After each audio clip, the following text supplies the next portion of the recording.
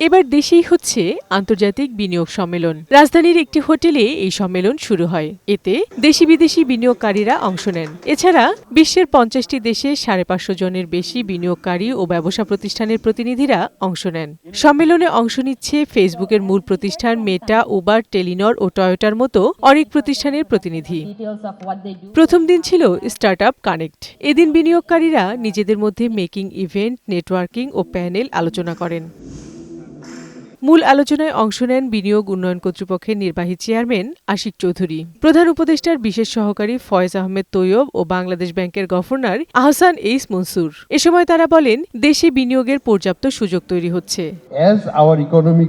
Bangladesh bank বিনিয়োগকারীদের সুযোগ ও আমানত রক্ষায় কাজ করছে। বিনিয়োগকারীদের যেকোনো পরামর্শ নিতে প্রস্তুত কেন্দ্রীয় ব্যাংক। দেশের প্রান্তিক পর্যায়ে প্রযুক্তির ব্যবহার বাড়ছে, এতে বিনিয়োগের সম্ভাবনাও বাড়ছে। দেশি বিদেশি ব্যবসায়ী এবং সরকারি বেসরকারি কর্মকর্তাদের একই ছাদের নিচে নিয়ে আসবে এ সম্মেলন। দেশে বিনিয়োগের ব্যাপক সম্ভাবনা তৈরি হচ্ছে। আইসিটি, সমুদ্র, পরিবহন, প্রযুক্তি সহ নানা খাতে বিনিয়োগের দুয়ার উন্মুক্ত। এ সম্মেলন বিনিয়োগকারীদের জন্য খুবই গুরুত্বপূর্ণ। আইসিটি খাতে বিনিয়োগের বড় সম্ভাবনা তৈরি হচ্ছে দেশে।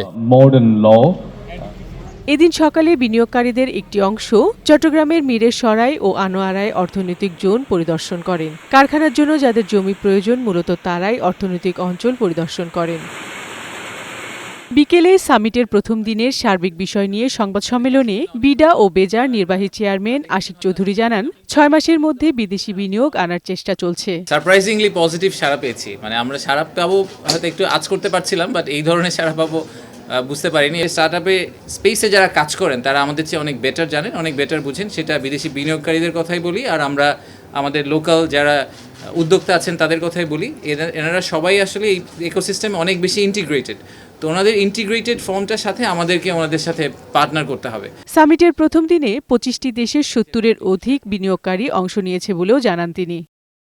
বিউটি সমাদ্দার, বৈশাখী সংবাদ, ঢাকা।